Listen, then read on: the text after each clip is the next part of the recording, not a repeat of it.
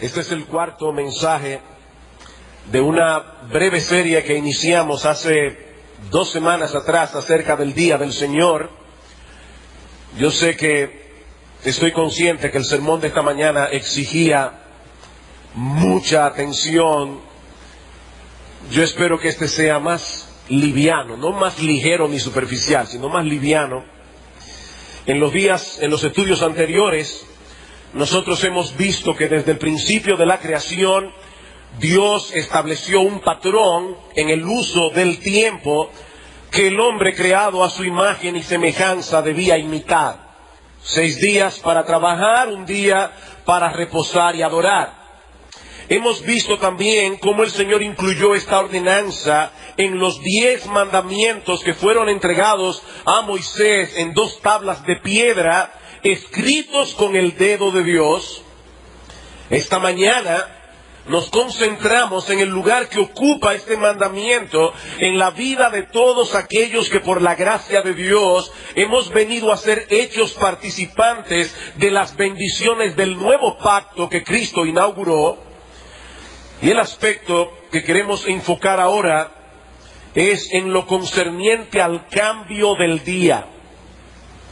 ¿Por qué razón el pueblo de Dios del antiguo pacto descansaba y adoraba el 7º día de la semana, es decir, el sábado, mientras que nosotros lo hacemos el primer día de la semana, es decir, el domingo? Dado que Dios reposó el día 7º, dice en Génesis capítulo 2, y ordenó al pueblo de Israel apartar ese día en los 10 mandamientos, ¿por qué razón la iglesia de Cristo se congrega un día diferente? ¿Cuándo y por qué se hizo el cambio de sábado a domingo? Y hermano, yo espero que al final de este sermón nosotros podamos salir de este lugar henchidos de gratitud por detalles como estos en la palabra de Dios, porque no son detalles técnicos. Para responder esta pregunta, veremos en primer lugar algunas circunstancias que sugerían ese cambio aún en el Antiguo Testamento, para luego ver en segundo lugar el establecimiento definitivo de ese cambio en el Nuevo Testamento. Así que empecemos en primer lugar viendo algunas circunstancias del Antiguo Testamento que sugerían ese cambio del día. El que haya habido un cambio en el día señalado para la adoración a Dios no solamente es enseñado en una forma clara en el Nuevo Testamento, sino que ya en el Antiguo Testamento nosotros podemos vislumbrar que eso habría de ocurrir, sobre todo cuando nosotros miramos el Antiguo Testamento desde la posición que tenemos ahora, una posición ventajosa, evidentemente porque estamos en el Nuevo Testamento. 2 circunstancias que sugerían ese cambio. En primer lugar, la universalidad de la dispensación evangélica sugiere un cambio en el día, de modo que pueda ser observado universalmente también. Mis hermanos, consideren por un momento la enorme diferencia que existe entre el pueblo de Dios en el antiguo pacto y el pueblo de Dios en el nuevo pacto. El pueblo de Dios en el antiguo pacto se circunscribía mayormente, aunque no únicamente, al pueblo de Israel. Era un pueblo específico que habitaba un pedazo de tierra específico bajo circunstancias climatológicas muy específicas. Ellos podían guardar ese día de reposo de caída de sol del viernes a la caída del sol del sábado, porque era de esa manera que ellos contabilizaban los días, no como nosotros hoy, que vamos de 12 a 12, sino que ellos contabilizaban los días de caída de sol a caída de sol. De manera que los judíos, viviendo en este pedazo de tierra en particular, con esta situación climatológica específica, ellos podían adorar a Dios de caída de sol del viernes a caída del sol del sábado. Pero nuestro caso es completamente distinto. La iglesia del nuevo pacto es una multitud de pueblo, tribu, lengua y nación, tal como Dios había profetizado desde el principio que ocurriría. Yo les pido que vayan conmigo al Salmo 22. Este es un salmo muy conocido por el hecho de que comienza con aquellas palabras que nuestro Señor Jesucristo pronunció en la cruz del Calvario: Dios mío, ¿por qué me has desamparado? Es un salmo mesiánico, es un salmo que apunta hacia la persona y la obra de nuestro Señor Jesucristo. En la primera parte del salmo, nosotros encontramos una sorprendente descripción de lo que fue la crucifixión. Mientras que en la segunda parte del Salmo, a partir del versículo 22, nosotros encontramos allí a ese crucificado que se ha levantado victorioso. Y dice en el versículo 27 del Salmo 22, se acordarán y se volverán a Jehová todos los confines de la tierra, y todas las familias de las naciones adorarán delante de ti. Mis hermanos, cuando nosotros escuchamos esta frase, las familias de las naciones, ¿qué viene a nuestra mente? El pacto que Dios hizo con Abraham. Serán benditas en ti todas las familias de la tierra. Los judíos tenían un extraño nacionalismo, como si ellos fueran los únicos que habrían de disfrutar de la salvación de Dios. Pero mis hermanos, Dios había anunciado ya en el Antiguo Testamento que todas las familias de las naciones vendrían y adorarían delante del Señor, porque de Jehová es el reino y Él regirá las naciones. Y dice en el versículo 31, vendrán y anunciarán su justicia a pueblo no nacido aún, anunciarán que Él hizo esto. Y yo me emociono cada vez que leo ese pasaje, porque pienso que República Dominicana no existía cuando este salmo fue escrito. Y por lo menos yo pienso, yo estoy ahí. A pueblo no nacido aún, anunciarán que Él hizo esto. Y nosotros hemos cantado aquí, hoy estábamos cantando el Salmo 117. Es un salmo lleno de contenido en ese sentido.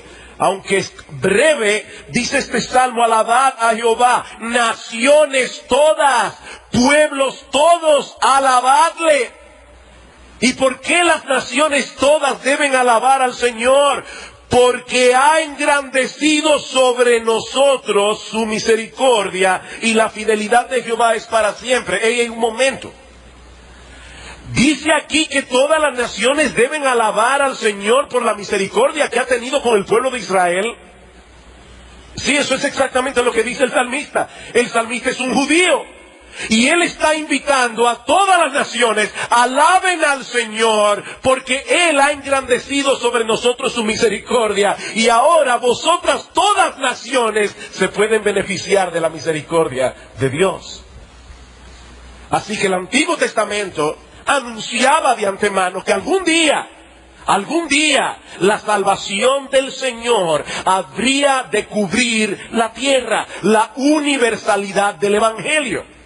Id por todo el mundo y predicad este Evangelio a toda criatura. Pero mis hermanos, esa universalidad del Evangelio exige una adoración que pueda ser llevada a cabo universalmente también, aún en aquellos lugares donde el sol se pone a eso de las 12 de la medianoche en algunas épocas del año, o en el caso de los polos, donde el sol se oculta por 6 meses y sale por 6 meses. Yo me pregunto cómo adorarán algunos que todavía quieren aferrarse a ese patrón del antiguo pacto de adorar de caída de sol del viernes a caída de sol del sábado. ¿Cómo adorarán en el polo? Bueno, lo más seguro lo hacen de 6 a 6. Pero la Biblia no dice que es de 6 a 6, es de caída de sol a caída de sol. Así era por lo menos como los judíos lo hacían. Pero en segundo lugar, el cambio de significado en el día de reposo y adoración designado por Dios presupone también un cambio en el día mismo que se ha de guardar. El cambio de significado. Mis hermanos, nuestro Dios no es un Dios arbitrario. Nosotros los dominicanos tenemos la gloria de haber acuñado la palabra medalaganariamente. Eso no existe en ningún país. Eso lo inventó el padre del músico Jacinto Jim Bernal, quien publicaba una revista, y alguien le preguntó, ¿es un semanario, es un mensuario? Dijo, no, es un medalaganario porque sale cuando a mí me da la gana. Bueno, hermanos, nuestro Dios no es un Dios medalaganario. Él hace las cosas con un propósito. Cuando Él señala un día específico como día de reposo y adoración, es porque hay una buena razón para que sea en ese día y no en otro.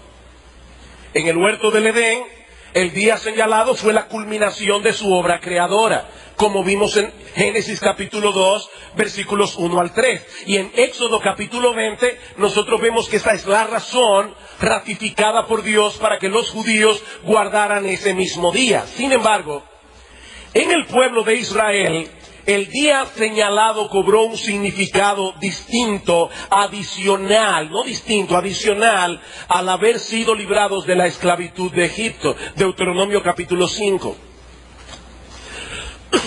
Deuteronomio capítulo 5, vamos a leer los versículos 12 al 15.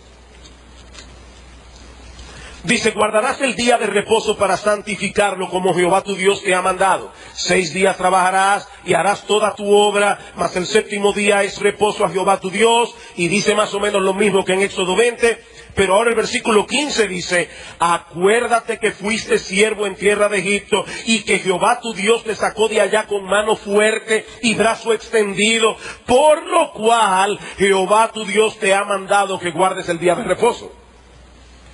Noten cómo ahora no solamente los judíos debían recordar la creación, ellos también debían recordar la redención. Por supuesto, esto no contradice lo que dice Éxodo 20. Porque ¿cómo comienza Éxodo 20? Yo soy Jehová tu Dios que te saqué con mano fuerte de mano de la tierra de Egipto. Así que hay una conexión entre la creación y la redención. Bueno, mis hermanos, como veremos en un momento, los creyentes del nuevo pacto conmemoran una nueva creación y una nueva redención, lo que también sugiere un cambio en el día. Ya nosotros no conmemoramos el hecho de que Israel haya sido libertado de la esclavitud en Egipto, y por lo tanto no hay ninguna razón para seguir observando el día en que ellos conmemoraban dicho evento. Ahora yo repito lo que dije hace un momento. Estas dos declaraciones apenas sugieren la posibilidad de que habría de efectuarse un cambio en el día de adoración del pueblo de Dios. Sin embargo, cuando nosotros llegamos al Nuevo Testamento, encontramos allí indicios muy claros de que ese cambio fue gradual pero definitivamente efectuado. En primer lugar, nada se nos dice en el Nuevo Testamento acerca de adorar a Dios en el séptimo día, después de los evangelios, obviamente. Y este silencio, mis hermanos, es muy elocuente, sobre todo tomando en consideración que la iglesia nació y se crió, por decirlo de alguna manera, en el seno de una comunidad judía. Sin embargo, en ningún lugar del Nuevo Testamento encontramos a los apóstoles apartando ese día para la adoración a Dios, ni mucho menos ordenando tal cosa a la iglesia. Ahora, aquí es necesario hacer una aclaración. Si alguna vez ustedes se topan con un adventista del séptimo día, es muy probable que le señale algunos textos en el libro de los Hechos, donde nosotros encontramos a Pablo yendo a las sinagogas los días sábado. Ahora yo me pregunto, ¿acaso demuestra eso que el apóstol Pablo guardaba el séptimo día? Por supuesto que no. ¿En qué otro lugar encontraría Pablo a los judíos para predicarles el evangelio si no era en las sinagogas precisamente ese día? ¿No fue el mismo Señor Jesucristo quien ordenó expresamente que el Evangelio llegara primero a los judíos y después a los gentiles? Bueno, al ir a las sinagogas para aprovechar el hecho de que ellos se reunían en ese lugar en ese día, eso fue un paso inteligente de Pablo para obedecer el mandato expreso del Señor. Pero repito que nada se nos dice en el Nuevo Testamento, ni siquiera se sugiere de que debamos adorar a Dios en el séptimo día. En segundo lugar, el énfasis que encontramos en el Nuevo Testamento sobre el primer día de la semana, tanto en el ejemplo de Cristo como en el de los apóstoles, no deja lugar a dudas en cuanto al día señalado para la adoración de la iglesia. Mis hermanos, vamos a ir al Nuevo Testamento. Yo quiero que ustedes vean algunos versículos rápidamente. En primer lugar, nuestro Señor Jesucristo se levantó de la tumba el primer día de la semana, completando de ese modo la obra redentora que inaugura la entrada en vigor del nuevo pacto. Y los 4 evangelios se encargan de establecer esta verdad con toda precisión. Mateo capítulo 28, versículo 1. Pasado el día de reposo, al amanecer del primer día de la semana, vinieron María Magdalena y la otra María a ver el sepulcro y encontraron que el Señor había resucitado. A veces uno le pregunta a un niño, ¿cuántos años tú tienes? Y el niño dice, 12 para 13. Evidentemente, si tiene 12 va para 13. No podía ir a otro número.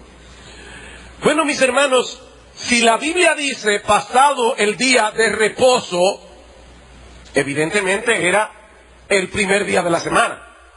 Sin embargo, los apóstoles, los evangelistas, no quisieron dejar esa información implícitamente. El texto dice, pasado el día de reposo, al amanecer del primer día de la semana. Ellos quieren resaltar el hecho de que fue en el primer día de la semana. Marcos 16.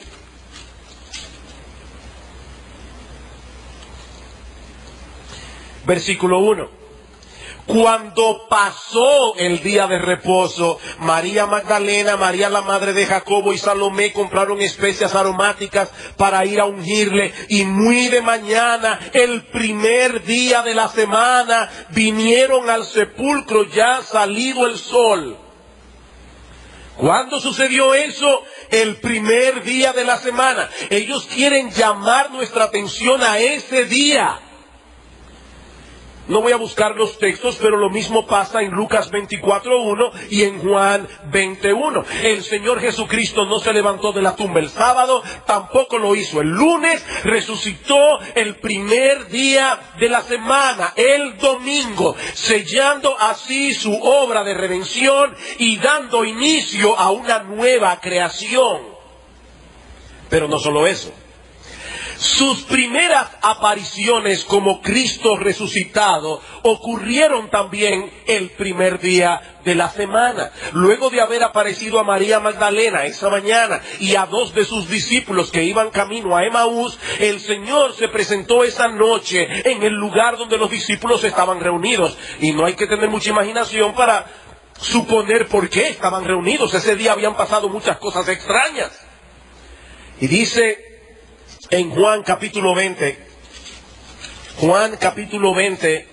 versículo 19, cuando llegó la noche de aquel mismo día, el primero de la semana, pues ya había dicho que era el primero de la semana en el versículo 1, pero no lo quiere dejar implícito, sino explícito. Cuando llegó la noche de aquel mismo día, el primero de la semana, estando las puertas cerradas en el lugar donde los discípulos estaban reunidos por miedo de los judíos, vino Jesús y puesto en medio les dijo, paz a vosotros. Y yo lamento que no pueda ahora entrar en todas las consideraciones de lo que esa frase significa. Y cuando les hubo dicho esto, les mostró las manos y el costado, y los discípulos se regocijaron viendo al Señor. Dice que puesto en medio. Y algunos se ponen a especular si el cuerpo de Cristo era incorpóreo, cómo Él pudo pasar a través de la puerta cerrada. Hermano, nosotros no sabemos cómo fue que Cristo hizo eso, y lo mejor es no especular. Lo que el texto dice claramente es que ellos estaban reunidos, Cristo se les puso en medio y les dijo: paz a vosotros. Ahora yo me pregunto, ¿tendrá alguna conexión esa acción de Cristo el primer día de la semana con lo que Él había prometido en Mateo capítulo 18, versículo 20? Donde estén 2 o 3 congregados en mi nombre, ahí estaré yo en medio de ellos. Que a su vez está conectado con Éxodo capítulo 20, versículo 24. Dice en Éxodo 20: altar de tierra harás para mí, y sacrificarás sobre él tus holocaustos y tus ofrendas de paz, tus ovejas y tus vacas. Y ahora escuchen: en todo lugar donde yo hiciere que esté la memoria de mi nombre, vendré a ti y te bendeciré. Donde estén 2 o 3 congregados en mi nombre, allí estaré yo en medio de ellos. Estando los discípulos reunidos, Cristo vino, se puso en pie en medio de ellos y dijo: paz a vosotros. Donde quiera que yo elija poner la memoria de mi nombre, vendré a ti y te bendeciré. Pero no solo eso. En aquella ocasión, un apóstol estaba ausente, el apóstol Tomás. Y él no quiso creer el testimonio que los demás le daban de la resurrección de Cristo. ¿Qué hizo el Señor? Que se les apareció nuevamente. ¿Cuándo? El próximo domingo, Juan capítulo 20, versículo 26. 8 días después, y aquí es importante que aclare que los judíos, cuando contaban los días, ellos contaban el mismo día que estaba pasando como uno más. Por ejemplo, si yo voy a decir de aquí al martes, son 3 días, porque contaría domingo, lunes y martes. Así que el 8º día de la semana no es más que el próximo domingo. Y eso es algo que todos los comentaristas están de acuerdo. Así que cuando 8 días después estaban otra vez sus discípulos dentro, y con ellos Tomás, Jesús llegó estando las puertas cerradas y se puso en medio y les dijo: paz a vosotros. Otra vez la misma acción. Así que el Señor Jesucristo resucitó el primer día de la semana, apareció a los discípulos por primera vez en ese mismo día y esperó 7 días para darle testimonio a Tomás.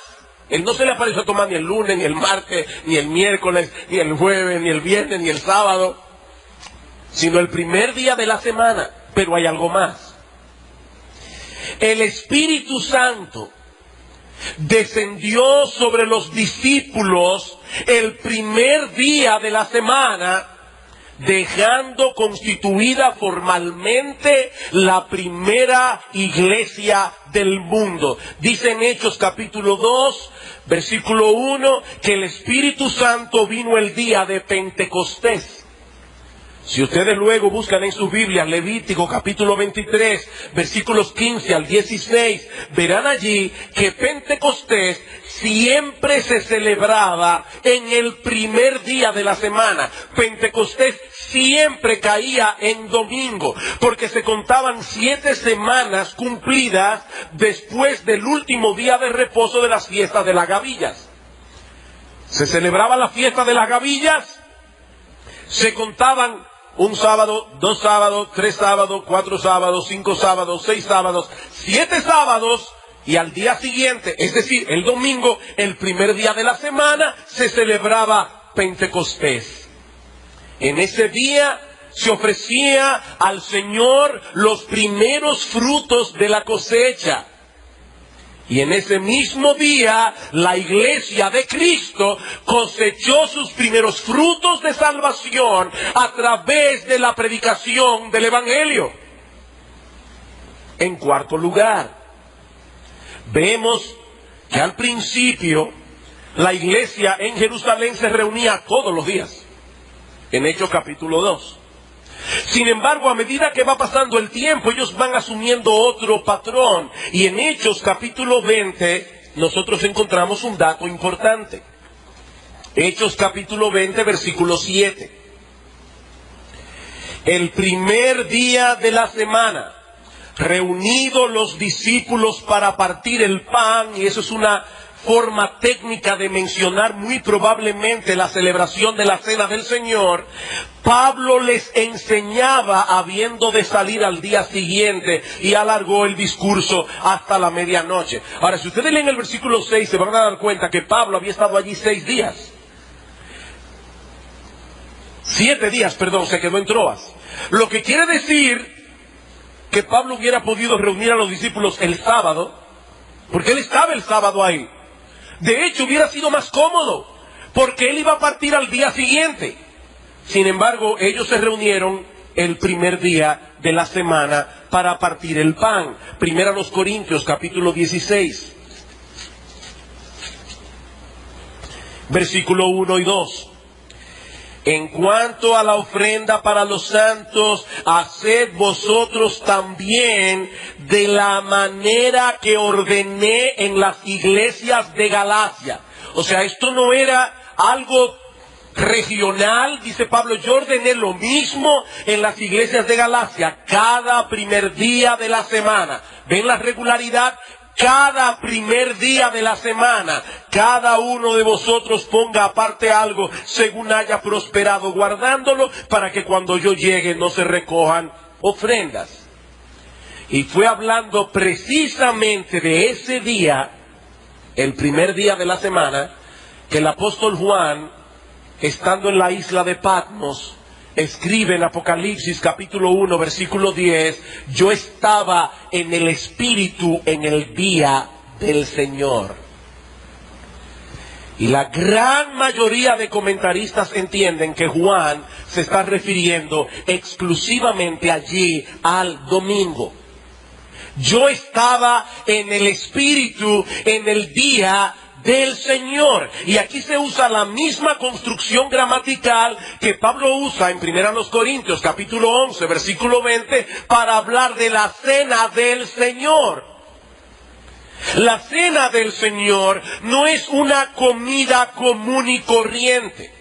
Es una comida que está asociada, estrechamente vinculada con la persona de Cristo y con la obra que Él llevó a cabo en la cruz del Calvario. Por eso es la cena del Señor. Y Juan dice, yo estaba en el Espíritu en el día del Señor. El comentarista Kistemaker dice respecto a esta expresión en Apocalipsis 1:10, este es el día de la resurrección del Señor. Y hacia finales del primer siglo, los cristianos habían comenzado a referirse a Él no como el primer día de la semana, sino como el día del Señor. Es el día dedicado al Señor, un día consagrado a Cristo. Termina la cita. Es por esa razón, mis hermanos, que este día se llama domingo. Eso proviene del latín domine, que significa del Señor. Y es interesante notar que Juan no tuvo que aclararle absolutamente nada a esas 7 iglesias de Asia Menor a quienes él envió originalmente el Apocalipsis. Él les dice a esas 7 iglesias, yo estaba en el Espíritu en el día del Señor, sin explicación, porque lo más seguro ellos iban a entender de qué estaba hablando Juan. ¿Por qué nos reunimos como iglesia a adorar al Señor en este día y no en otro?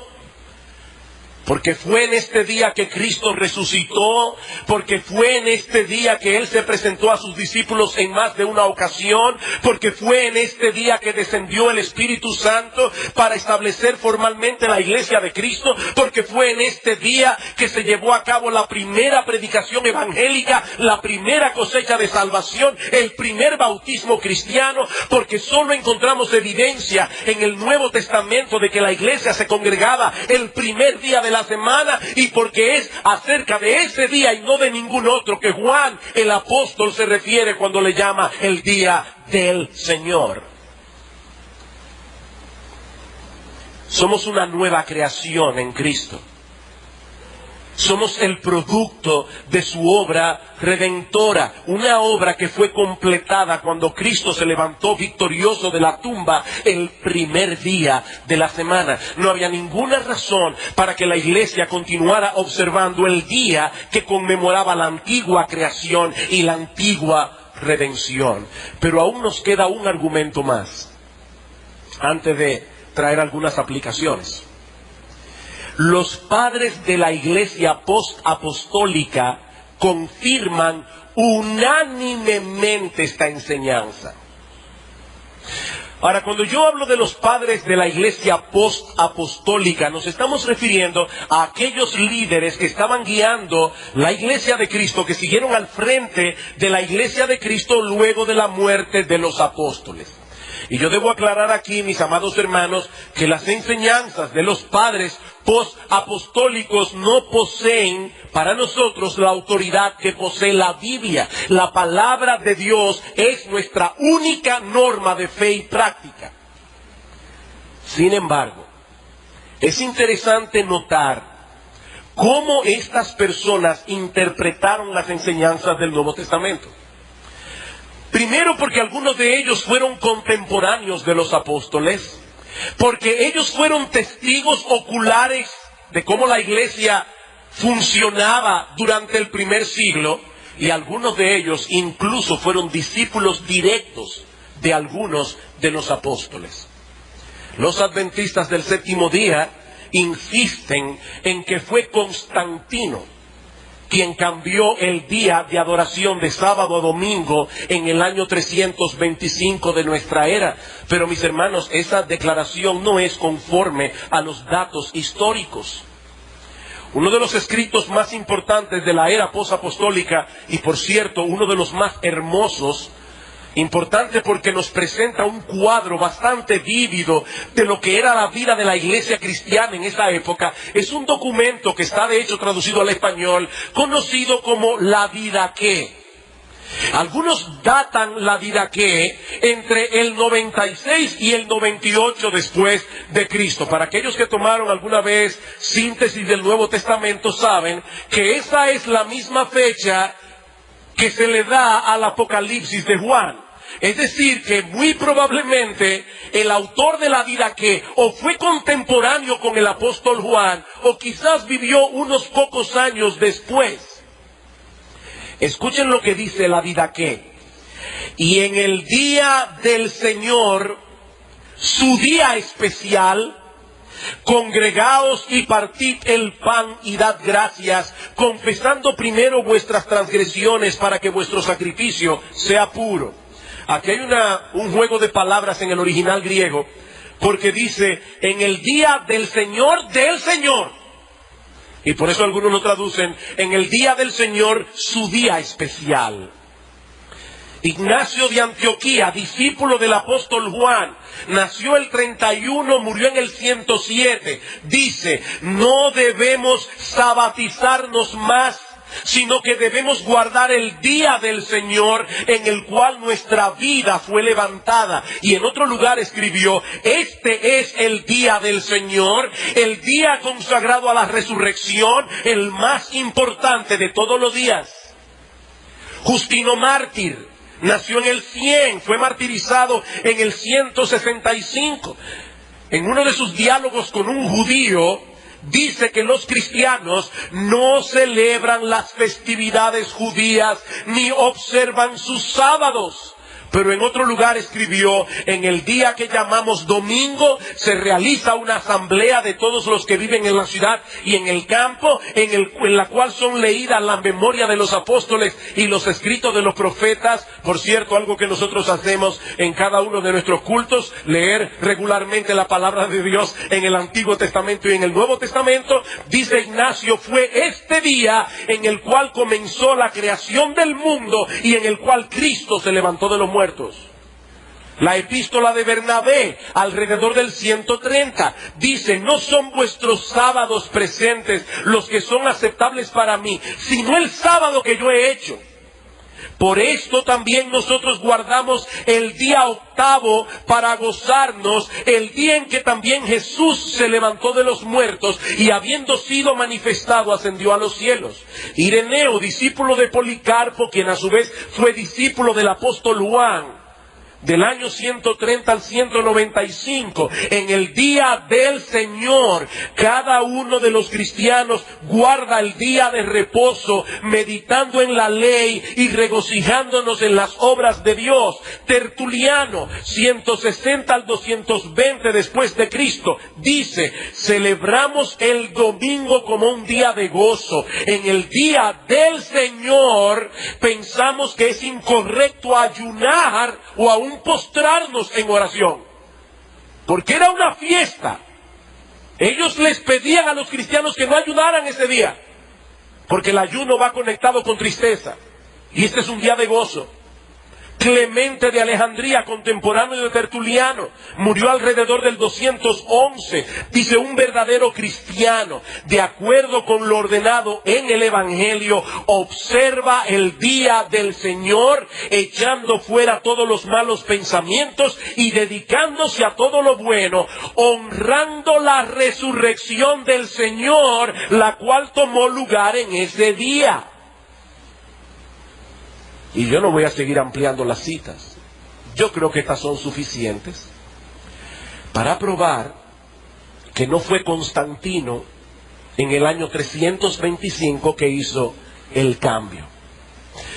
De hecho, es interesante notar que estas citas que yo he traído provienen de lugares muy distantes entre sí, regiones muy apartadas: Antioquía de Siria, Palestina, Alejandría, Bitinia en Asia Menor. ¿Saben lo que eso indica?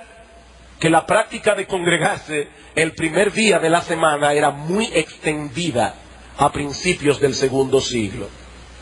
Es a la luz de esta evidencia que un historiador tan reconocido como Philip Schaff dice lo siguiente: la celebración del Día del Señor en memoria de la resurrección de Cristo data indudablemente de la era apostólica. Nada menos que el precedente apostólico puede explicar la observancia religiosa universal en las iglesias del segundo siglo. No hay, dice él, una sola voz de disensión. Una sola voz de disensión. Y en otro lugar escribió: la observancia universal y no contradicha del domingo en el segundo siglo solo puede ser explicada por el hecho de que ésta tiene su raíz en la práctica apostólica. Ahora, hermanos, ¿y qué tiene todo esto que ver con nosotros? Darnos la tranquilidad de que nos estamos congregando en el día correcto. ¿O hay algo más aquí? Y yo creo que hay algo más. Y miren, si usted se olvida de toda la cita, de todo lo que yo he citado hoy, Tertuliano, Ignacio, la Didaqué, por favor no se olvide de esto que yo voy a decir ahora. No se olvide de esto.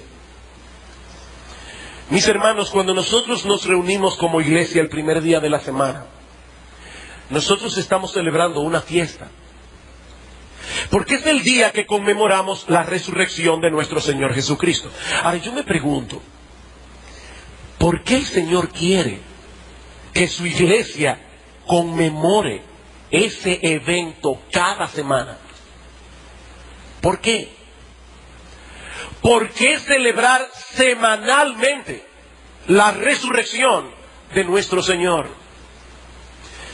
Bueno, muy probablemente, por todas las implicaciones de ese evento en la historia de la redención. Mis hermanos, ese fue el día de la tumba vacía, el día de la resurrección. Ese fue el día en que nuestro Señor Jesucristo fue vindicado por Dios el Padre y declarado Rey de Reyes y Señor de Señores. En el primer sermón en Pentecostés, ese es un texto glorioso, el apóstol Pedro está predicando el evangelio y le dice a los judíos en el versículo 32, ustedes mataron al autor de la vida, a este Jesús sin embargo resucitó Dios, de lo cual todos nosotros somos testigos, así que exaltado por la diestra de Dios en la resurrección y habiendo recibido del Padre la promesa del Espíritu Santo, Él ha derramado esto que vosotros veis y oís. Versículo 36, sepa pues ciertísimamente toda la casa de Israel que a este Jesús, a quien vosotros crucificasteis, Dios le ha hecho Señor y Cristo. Mis hermanos, este fue el día en que Dios el Padre hizo una declaración pública acerca del Hijo de su amor.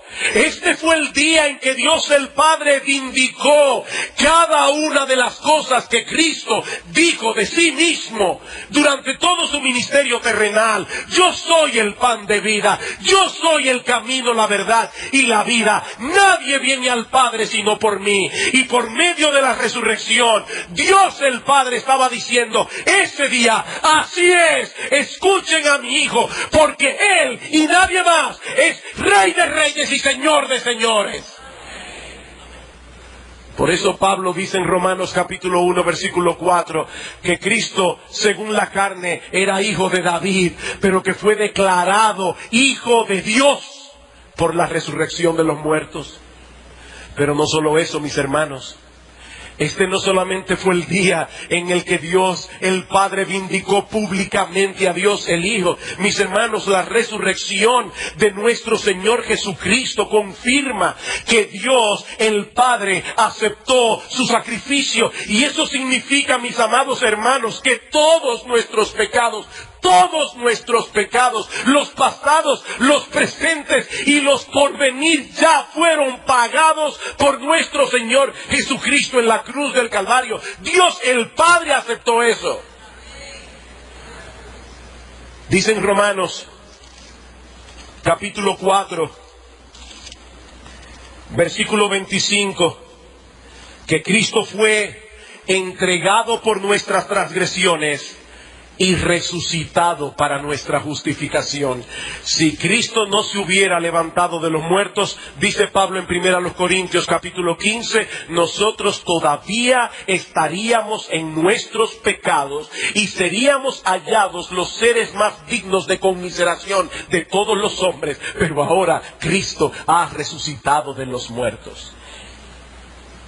Y cuando nosotros lleguemos al cielo, podemos llegar allí con toda seguridad, con toda confianza, sabiendo que ya no tenemos deudas pendientes con la justicia divina, porque el mismo Dios y Padre declaró públicamente haber aceptado lo que Cristo hizo a favor tuyo y a favor mío, resucitándolo de los muertos. Pero no solamente eso. La resurrección de nuestro Señor Jesucristo, mis amados hermanos, asegura nuestra santificación. Mis hermanos, qué difícil es la lucha con el pecado día tras día, día tras día. Y a veces pensamos, ¿podré yo seguir corriendo la carrera con paciencia hasta el día de mi coronación? Ah, mi hermano, recuerda que Cristo resucitó de los muertos. Y porque Cristo resucitó de los muertos, ahora tú puedes crecer en santidad. Dice en el versículo 8 de Romanos 6, y si morimos con Cristo, creemos que también viviremos con Él, sabiendo que Cristo, habiendo resucitado de los muertos, ya no muere, la muerte no se enseñorea más de Él, porque en cuanto murió, al pecado murió una vez por todas, mas en cuanto vive, para Dios vive. Así también vosotros, consideraos muertos al pecado, pero vivos para Dios en Cristo Jesús, Señor nuestro. Cuando Cristo se levantó de la tumba al tercer día, nosotros fuimos levantados juntamente con Él para vivir en novedad de vida. Una vida que, como veíamos esta mañana, es capaz de obedecer a Dios. No perfectamente, pero sí sinceramente. Nosotros podemos crecer en santidad. Nosotros no somos esclavos del pecado. ¿Saben por qué? Porque Cristo se levantó de los muertos. Pero no solo eso. La resurrección de nuestro Señor Jesucristo asegura nuestra resurrección. Primera a los Corintios capítulo 15, versículo 20. Dice Pablo: mas ahora Cristo ha resucitado de los muertos, primicias de los que durmieron es hecho. Él es el primer fruto, nosotros le seguimos detrás. Porque por cuanto la muerte entró por un hombre, también por un hombre la resurrección de los muertos. Porque así como en Adán todos mueren, también en Cristo todos serán vivificados. Ahora bien, mis hermanos, yo me pregunto, ¿serían diferentes nuestros cultos de adoración que celebramos cada primer día de la semana si cada uno de los miembros de esta iglesia se preparara adecuadamente para adorar a nuestro Señor, considerando lo que estamos conmemorando en este día? ¿Sería diferente si nosotros tomamos tiempo antes de venir a la iglesia y decimos: oh Señor, este es el día en que Cristo fue vindicado? Oh mi Señor, este es el día en que por tu resurrección todos mis pecados fueron borrados. Mi Señor, este es el día en que porque tú te levantaste de los muertos, yo no tengo que estar esclavizado al pecado. Señor, este es el día en que porque tú te levantaste de los muertos, yo puedo estar completamente seguro que el día que me toque a mí partir, este cuerpo que se va a podrir en una tumba será llamado por tu voz y también resucitará en gloria. Yo me pregunto, si nosotros meditáramos en todo lo que este culto conmemora, ¿sería diferente nuestra fiesta de adoración? Mis hermanos, no vengamos por inercia cada primer día de la semana. No vengamos a la iglesia por costumbre.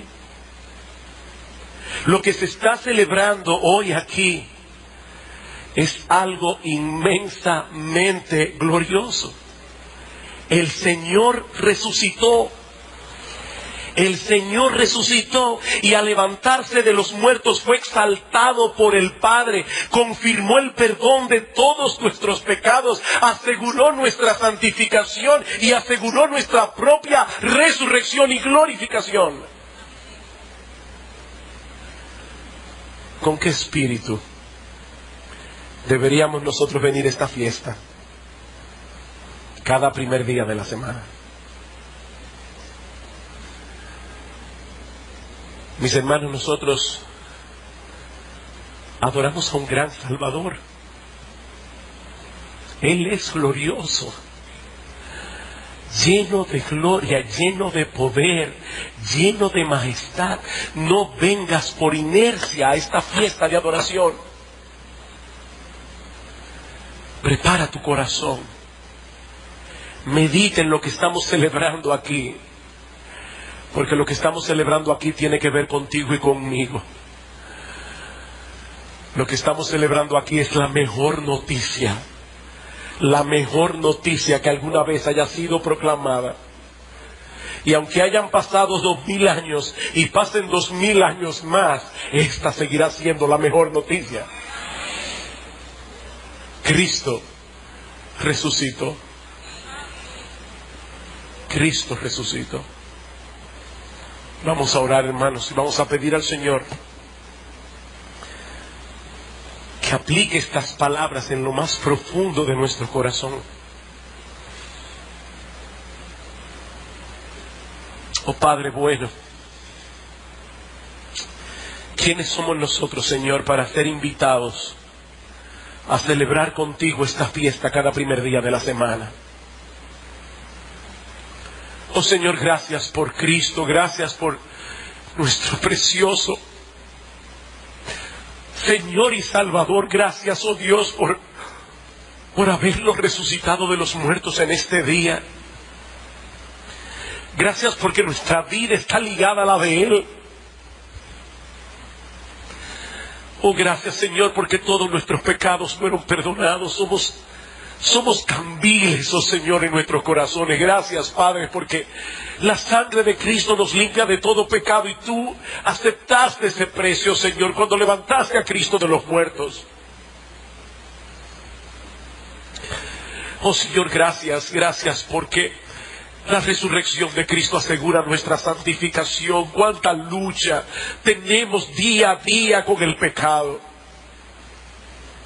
Gracias, Señor, porque algún día este cuerpo mortal que se duele, que sufre, que se cansa, que se distrae, algún día, Señor, este cuerpo de humillación será transformado conforme al cuerpo de la gloria suya. Alabado sea tu nombre, alabado sea Cristo, alabado sea nuestro precioso Señor y Salvador. Oh Padre, bendice tu palabra en nuestros corazones. Ayúdanos, Señor, somos débiles. Ayúdanos a vivir a la altura de nuestra vocación, porque te lo pedimos en el nombre de Cristo. Amén.